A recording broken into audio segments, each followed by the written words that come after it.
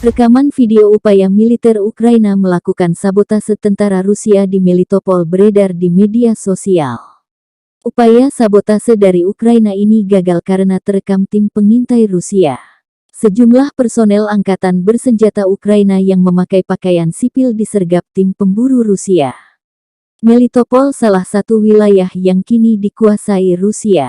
Melitopol kota di tenggara Ukraina bagian dari Zaporozhye. Kota ini dikuasai Rusia melalui pertempuran 4 hari dengan militer Ukraina. Pertempuran Melitopol adalah pertempuran militer antara angkatan bersenjata Ukraina dan angkatan bersenjata Rusia di kota Melitopol, Oblast Zaporizhia.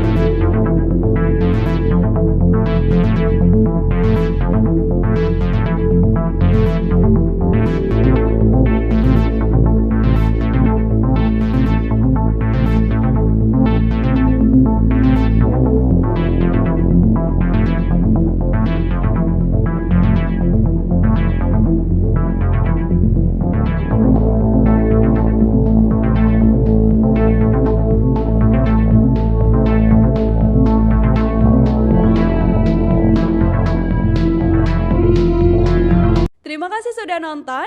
Jangan lupa like, subscribe, dan share ya.